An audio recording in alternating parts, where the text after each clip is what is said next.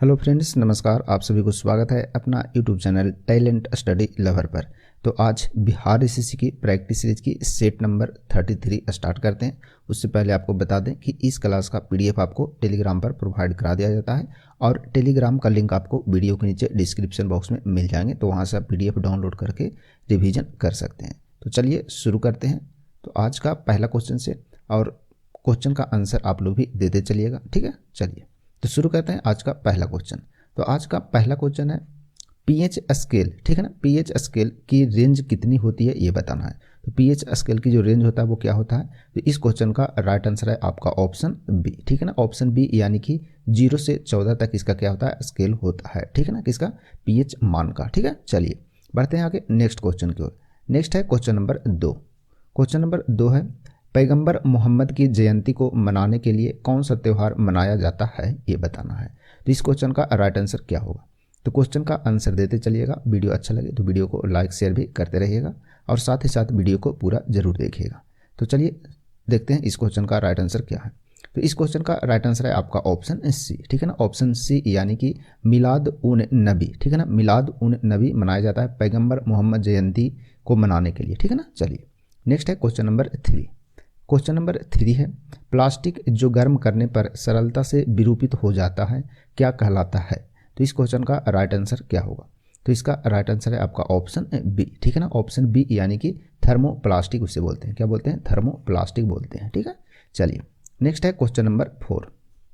Question number 4 देखिए बोल रहा है 2 राज्यों के विवाद का समाधान उच्चतम न्यायालय दोबारा उसके अंतर्गत किया जाता है, यानी कि किसके अंतर्गत किया जाता है, ठीक है।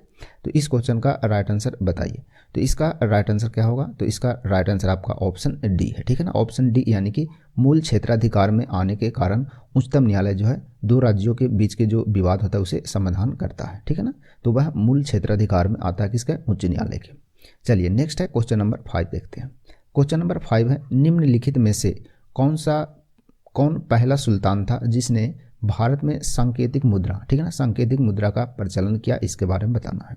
तो सांकेतिक मुद्रा जो है भारत में सबसे पहले कौन सुल्तान था वो प्रचलन में लाया था।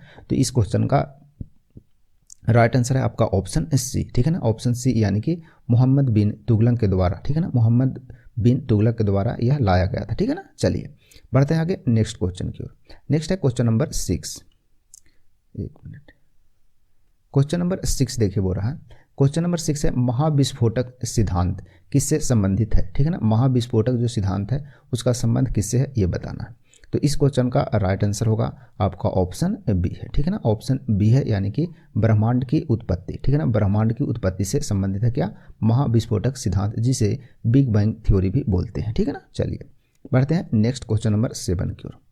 क्वेश्चन नंबर 7 देखिए बोल रहा है उच्च न्यायालयों के न्यायाधीशों के स्थानांतरण, ठीक है ना, स्थानांतरण का जो अधिकार होता है वो किसके पास होता है ये बताना है, ठीक है ना। तो उच्च न्यायालय के न्यायाधीशों के स्थानांतरण कौन करते हैं। तो इस क्वेश्चन का राइट आंसर है आपका ऑप्शन सी, ठीक है ना। ऑप्शन सी यानी कि भारत के राष्ट्रपति यानी कि प्रेसिडेंट ऑफ इंडिया के अधिकार है यह, ठीक है ना। प्रेसिडेंट ऑफ इंडिया यानी कि भारत के राष्ट्रपति को यह अधिकार है कि उच्च न्यायालय के न्यायाधीशों को वो क्या करते हैं, स्थानांतरण करते हैं।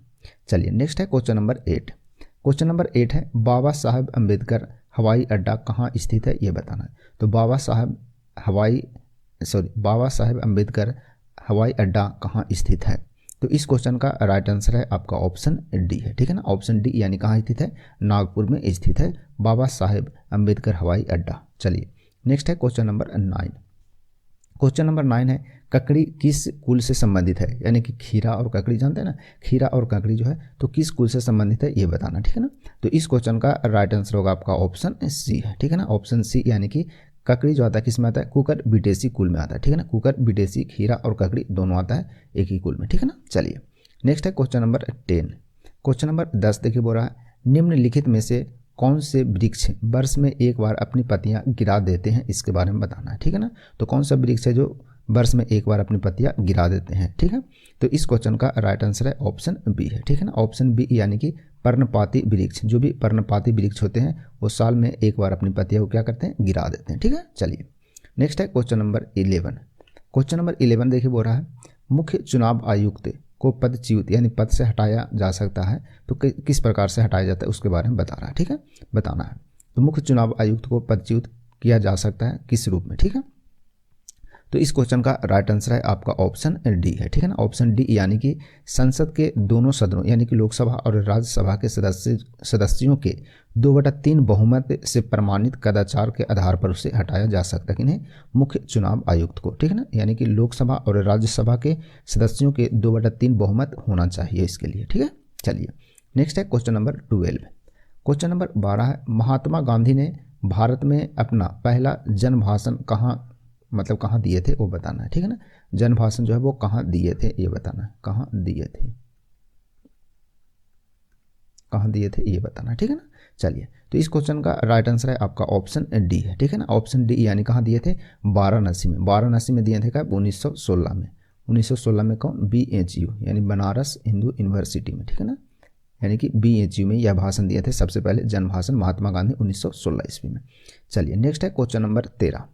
क्वेश्चन नंबर 13 है, अशोक के शासनकाल में बौद्ध सभा किस नगर में आयोजित की गई थी ये बताना है। तो अशोक के शासनकाल में बौद्ध सभा का आयोजन किस नगर में हुआ था। तो इसका राइट आंसर है आपका ऑप्शन सी है, ऑप्शन सी, यानी कहाँ, पाटलिपुत्र में हुआ था। कब हुआ था, 255 ईसा पूर्व में, 255 ईसा पूर्व में हुआ था, ठीक है ना, ध्यान रखिएगा।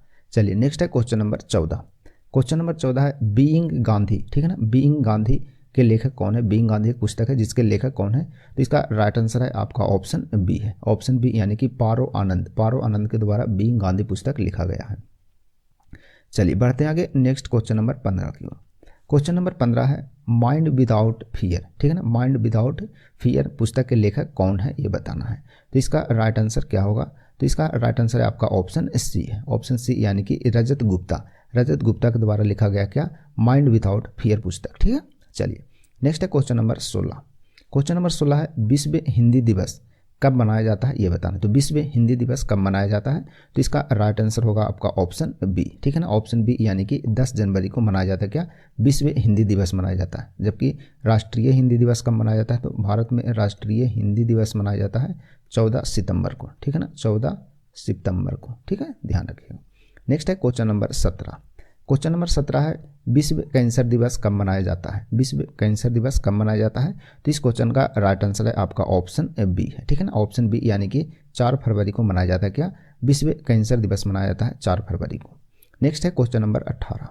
क्वेश्चन नंबर 18 है, मानव मस्तिष्क के निम्नलिखित में से कौन सा हिस्सा निगलने और उल्टी के लिए विनिमन, ठीक है ना, विनिमन केंद्र है, ठीक है ना, उल्टी करने के लिए और निगलने के लिए जो विनिमन केंद्र है मानव के मस्तिष्क में वो कौन है ये बताना, ठीक है। चलिए तो इसका राइट आंसर है आपका ऑप्शन सी है, ऑप्शन सी, यानी कि मेडुला ऑब्लांगेटा, ठीक है ना, मेडुला ऑब्लांगेटा, जो कि मस्तिष्क का एक क्या है, भाग है, जो कि हिस्सा है जो निगलने और उल्टी करने के लिए विनिमन केंद्र है, ठीक है। चलिए नेक्स्ट है क्वेश्चन नंबर 19। क्वेश्चन नंबर 19 है, किस राज्य में प्रतिवर्ष तारनेत्र मेला लगाया जाता है। तारनेत्र मेला प्रतिवर्ष किस राज्य में लगाया जाता है ये बताना है। तो इसका राइट आंसर है ऑप्शन डी है, ठीक है, ऑप्शन डी, यानी कहाँ, गुजरात में लगाया जाता है प्रत्येक वर्ष तारनेत्र मेला, ठीक है। चलिए नेक्स्ट है क्वेश्चन नंबर 20। क्वेश्चन नंबर 20 है, देखिए, गोरेवाला समिति की अनुशंसा पर किस बैंक की स्थापना हुई थी ये बताना है। गोरेवाला समिति की अनुशंसा पर किस बैंक की स्थापना किया गया था। तो इसका राइट आंसर है ऑप्शन डी, ऑप्शन डी, यानी कि SBI की स्थापना हुआ था, ठीक है। SBI बैंक की स्थापना कब हुआ है ये बताइएगा कमेंट में कमेंट करके, ठीक है। चलिए फिर आपको नेक्स्ट क्लास में आपको आंसर दे दिया जाएगा। तो चलिए बढ़ते हैं आगे, नेक्स्ट है क्वेश्चन नंबर 21 है, निसार नामक चांदी का सिक्का किस मुगल शासक के द्वारा चलाया गया था ये बताना है। निसार नामक चांदी का सिक्का किस मुगल शासक द्वारा चलाया गया था। तो इसका राइट आंसर है आपका ऑप्शन बी है, ठीक है, ऑप्शन बी, यानी कि जहांगीर के द्वारा चलाया गया था क्या, निसार नामक चांदी का सिक्का। चलिए नेक्स्ट है क्वेश्चन नंबर 22 है। 22 देखिए क्वेश्चन बोल रहा है, त्रिवेणी नहर जो कि बिहार के चंपारण में स्थित है, ठीक है ना, बिहार के कहाँ है, चंपारण में स्थित है। इस नहर में पानी जो आता है वो किस नदी से आता है, जिससे पानी आता है, गंडक नदी से आता है इसको, ठीक है। चलिए नेक्स्ट है क्वेश्चन नंबर 23 देखते हैं।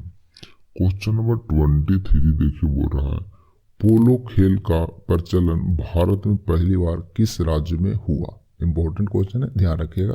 पोलो खेल का प्रचलन भारत में पहली बार किस राज्य में ये बताना है।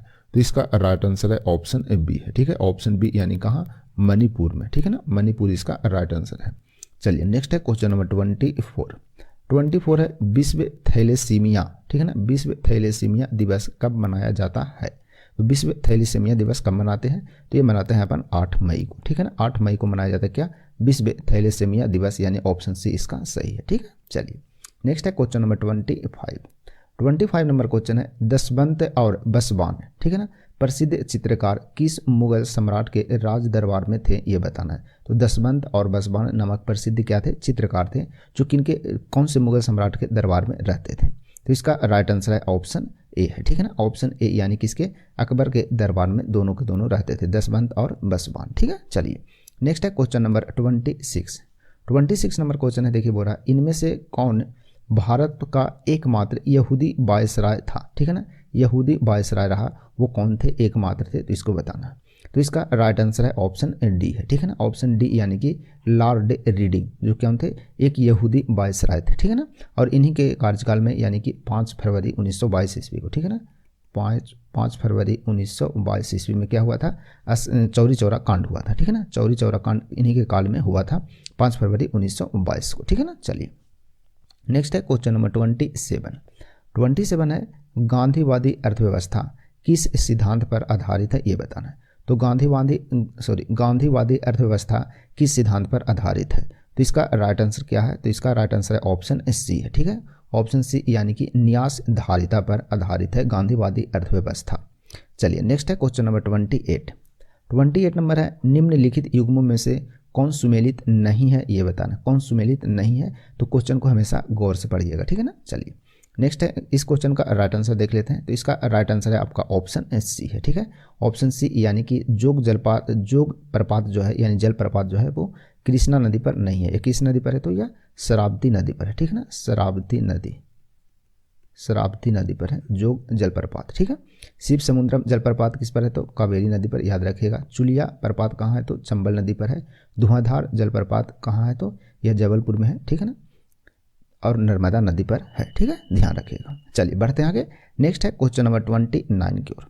29 नंबर क्वेश्चन है निम्न में से कौन विश्व के नवीन बलित पर्वत का उदाहरण प्रस्तुत करता है, ये बताना है।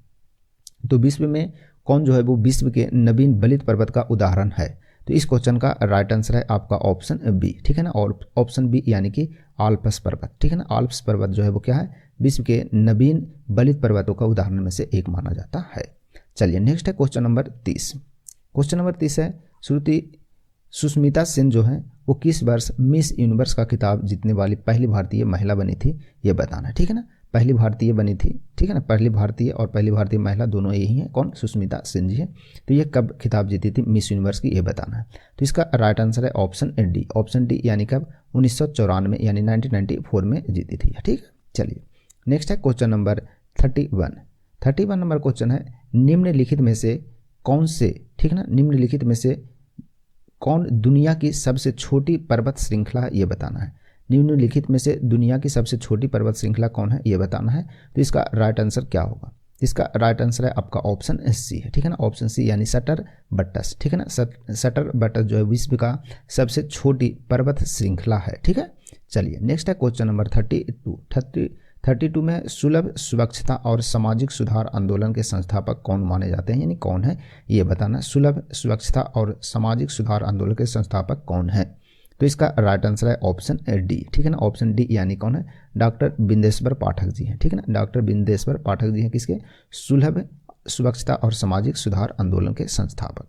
चलिए नेक्स्ट है क्वेश्चन नंबर 33 नंबर क्वेश्चन है हेमिस त्यौहार भारत के किस राज्य में मनाया जाता है, ये बताना है। तो हेमिस त्यौहार भारत के किस राज्य में मनाया जाता है, तो यह मनाया जाता है आपका जम्मू और कश्मीर में, ठीक है ना, जम्मू और कश्मीर में मनाया जाता है, यानी ऑप्शन डी इसका राइट आंसर है। हेमिस नेशनल पार्क भी है, ये कहाँ है, तो जम्मू कश्मीर में है, याद रखिएगा इससे, ठीक है। चलिए नेक्स्ट है क्वेश्चन नंबर 34 नंबर क्वेश्चन है निम्नलिखित में से किस देश का संविधान दुनिया का सबसे छोटा संविधान है, ठीक है ना, सबसे छोटा संविधान जो है विश्व में, वो सबसे छोटा संविधान किस देश का, ये बताना है। तो इसका राइट आंसर क्या है, तो इसका राइट आंसर है आपका ऑप्शन सी है, ठीक है ना, ऑप्शन सी यानी कि USA यानी अमेरिका का जो संविधान है वो दुनिया का सबसे छोटा संविधान है, ठीक है। चलिए नेक्स्ट है क्वेश्चन नंबर 35 35 है प्रसिद्ध रत्नगिरी मठ भारत के किस राज्य में स्थित है, ये बताना है। रत्नगिरी मठ जो है भारत के किस राज्य में है, ये बताना है। तो इसका राइट आंसर है ऑप्शन सी है, ठीक है ना। ऑप्शन सी यानी कहाँ है, ओडिशा में है रत्नगिरी मठ। चलिए नेक्स्ट है क्वेश्चन नंबर 36 है शिक्षा का अधिकार अधिनियम को किस वर्ष अधिनियमित किया गया, ये बताना है। शिक्षा का अधिकार अधिनियम को किस वर्ष में अधिनियमित किया गया, तो इसका राइट आंसर क्या है। चलिए तो इसका राइट आंसर आपका ऑप्शन ए है, ठीक है ना। ऑप्शन ए यानी कि 2009 ईस्वी में किया गया था, ठीक है। चलिए नेक्स्ट क्वेश्चन नंबर 37 देखते हैं। 37 नंबर क्वेश्चन देखिए बोल रहा है झुमुरा निम्नलिखित में से किस राज्य का पारंपरिक नृत्य है, मतलब पारंपरिक नृत्य स्वरूप है, ये बताना, ठीक है ना। झुमुरा, ठीक है, याद रखिएगा। तो इसका राइट आंसर है आपका क्या, ऑप्शन सी है, ठीक है ना। ऑप्शन सी यानी कहाँ का है, उड़ीसा का, ठीक है ना। उड़ीसा राज्य का है झुमुरा नामक के क्या है, राज्य का पारंपरिक नृत्य है, ठीक है, ध्यान रखिएगा। नेक्स्ट है क्वेश्चन नंबर 38 नंबर है बिशन सिंह बेदी किस खेल के एक महान भारतीय खिलाड़ी हैं, ये बताना, यानी बिशन सिंह बेदी का संबंध किस खेल से रहा है, तो ये बताना है। तो इसका राइट आंसर है ऑप्शन सी है, ठीक है ना। ऑप्शन सी यानी कि किससे संबंधित है, क्रिकेट से यह संबंधित रहे हैं बिशन सिंह बेदी, ठीक है। चलिए ये है लॉन टेनिस हो गया, हॉकी हो गई, इस प्रकार से, ठीक है। चलिए नेक्स्ट है क्वेश्चन नंबर 39 देखते हैं। 39 नंबर क्वेश्चन देखिए बोल रहा है खजुराहो का कंदरिया महादेव मंदिर किसने बनवाया, ये बताना है। तो खजुराहो का कंदरिया महादेव मंदिर किसके द्वारा बनवाया गया था, तो इसका राइट आंसर है ऑप्शन डी है, ठीक है। ऑप्शन डी यानी कि चंदेल शासकों के द्वारा बनाया गया है, ठीक है। खजुराहो का कंदरिया महादेव कहाँ है, तो खजुराहो मध्य प्रदेश में स्थित है। चलिए नेक्स्ट क्वेश्चन नंबर 40 देखते हैं। क्वेश्चन नंबर 40 देखिए बोल रहा है बादामी के चालुक्य द्वारा मंदिर बनाने की विधि, कौन सी विधि विकसित की गई है, ये बताना है। तो बादामी के चालुक्य द्वारा मंदिर बनाने की विधि को विकसित किया गया, तो कौन सी विधि को विकसित किया गया है, ये बताना है। तो इसका राइट आंसर है ऑप्शन सी है, ठीक है ना। ऑप्शन सी यानी कि बेसर विधि, ठीक है ना, सॉरी बेसर विधि को, ठीक है ना। बेसर विधि को विकसित किया गया किसके द्वारा, तो बादामी के चालुक्य के द्वारा, ठीक है ना। चलिए बढ़ते हैं आगे नेक्स्ट क्वेश्चन नंबर 41 की ओर। 41 नंबर क्वेश्चन देखिए बोल रहा है क्या, कांचीपुरम में किसने प्रसिद्ध वैकुंठ पेरुमल मंदिर बनवाया, ये बताना है। तो कांचीपुरम में स्थित है क्या, प्रसिद्ध वैकुंठ पेरुमल मंदिर, ठीक है ना। पहला तो क्वेश्चन यही बन जाएगा कि वैकुंठ पेरुमल मंदिर कहाँ स्थित है, तो कांचीपुरम है।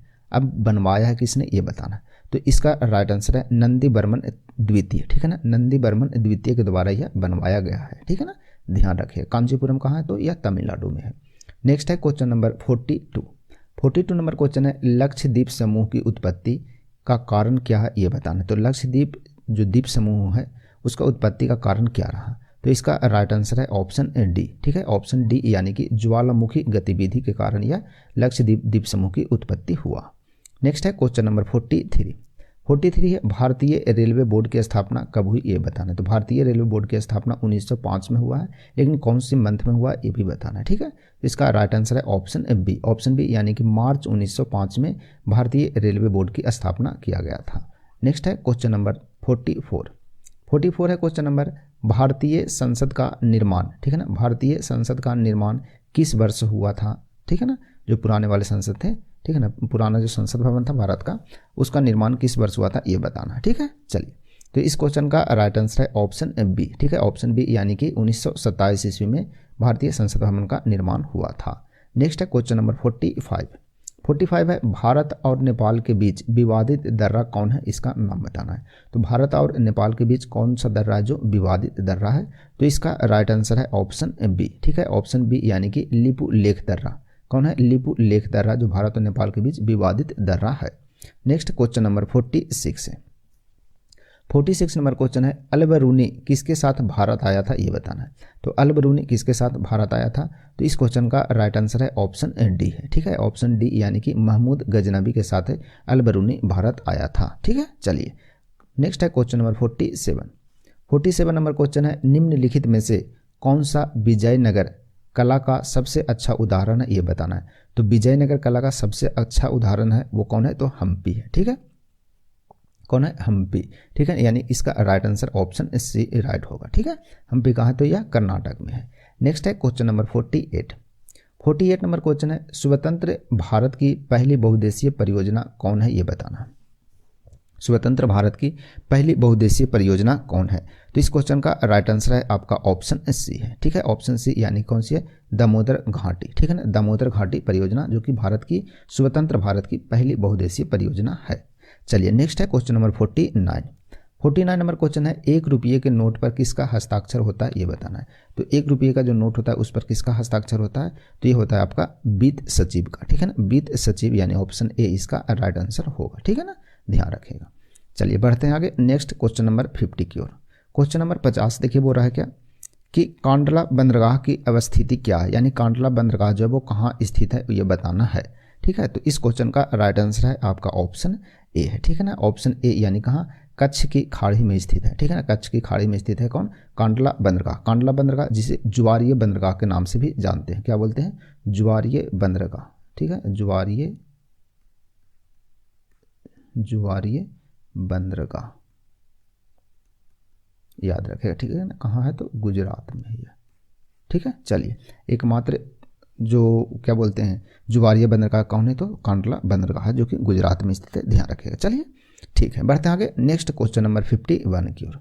51 नंबर क्वेश्चन है जो कि लास्ट क्वेश्चन है, इसका आंसर आप लोग कमेंट में जरूर बताइएगा। ठीक है ना, कमेंट करके आप आंसर को बताइएगा और कमेंट में इसका आंसर भी आपको देखने को मिलेगा, तो आंसर को हम कमेंट में पिन कर देंगे। ठीक है, तो स्टार्टअप इंडिया की शुरुआत किस वर्ष हुआ था ये बताना। ठीक है, स्टार्टअप इंडिया की शुरुआत किस वर्ष हुआ था ये बताइएगा। ठीक है, चलिए तो आज की क्लास यहीं समाप्त करते हैं, फिर मिलेंगे आपको। यदि वीडियो अच्छा लगता है तो वीडियो को आप लाइक शेयर एंड अपना YouTube channel talent study lover को सब्सक्राइब जरूर कीजिएगा। तो मिलते हैं आपको फिर नए क्लास में, तब तक के लिए आप सभी को धन्यवाद।